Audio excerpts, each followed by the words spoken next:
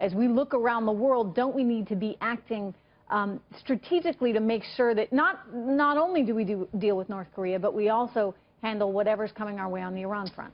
Well, exactly. And you know, the thing that I've been thinking about with the Trump administration is we're actually bringing back the whole idea of deterrence.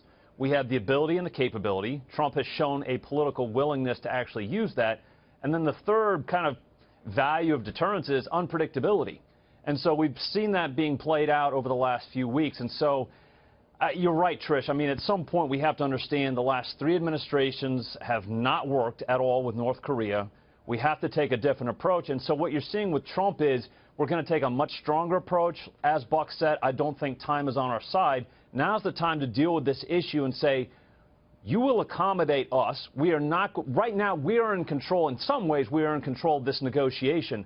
As Buck said, if we don't negotiate now to get what we want, which is taking away the nuclear capabilities of North Korea, we might find ourselves in a very bad place a few years from now where we are really not in the driver's seat. So this is why I appreciate what Trump's doing. Again, we're seeing this as Trump supporters as being one of those things where this isn't about nation building. This isn't about going in regime change. This is about taking a strong stance again on the international stage saying you will accommodate our interests, and our interests include North Korea not having nuclear capabilities that could strike against us on our mainland. And again, I just want to reiterate for the viewers, we watch here right now the Dow. Let's take a look here. You can see it's up nearly 140 points, near the highs of the session. So investors are responding positively to this new era of let's move, let's do something, forget the strategic patience, wait and see.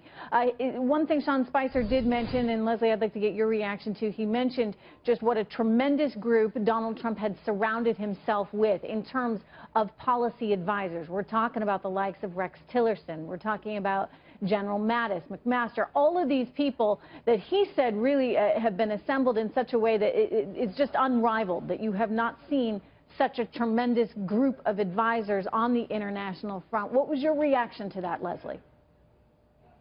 Well, first of all, I am not a Trump supporter. I'm not a Rex Tillerson supporter. That's why I'm asking. I have always liked McMaster's, though.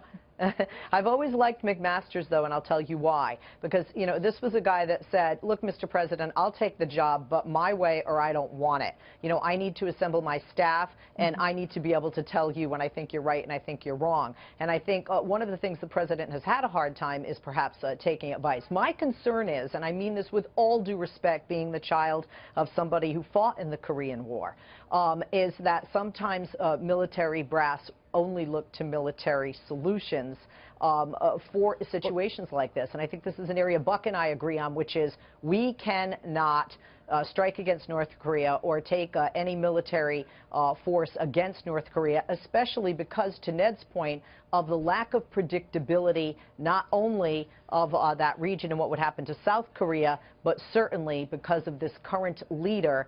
And like you said, Trish, and I agree with you, I guess we could classify him, in my opinion, as a madman. Mattis and McMaster are the two people that, with this administration, even people who are very critical of Trump across the board, they will say that these are two of the military minds that are beyond reproach, two of the top picks that you could possibly come up with in the field. So I do think that that will factor in pretty heavily to all of his North Korea policy going forward. I think that he's got two of the best in the game, and he knows that, and he's going to listen to them. He's also putting a lot of trust in his military. I mean, when you think of what just happened in Afghanistan there, Ned Ryan, he's making it clear that if the military sees an opportunity and it's right, we go ahead and take it. Well, and that's what a good leader and a good CEO does. He hires the right people, if you will, and then delegates to them, saying, within the parameters of my priorities and my policies, I'm going to give you certain leeway to be able to perform your duties. And, you know, Mattis, McMaster, they have dozens, decades of experience in doing these things. So he said, I have delegated to you the ability to do this. But going back to what Leslie said, we have tried strategic patience. We have tried essentially bribing North Korea with oil and food. Yeah. And again, what has their response been? We will continue to build out our nuclear capabilities. And so with Trump and McMaster and Mattis, we're saying we're going to try a little bit of a different approach and start to screw down a little bit more and put pressure on and say, we're not going to go down this path. We certainly hope so. Thank you so much. Leslie, Buck, Ned, good to have all you guys here.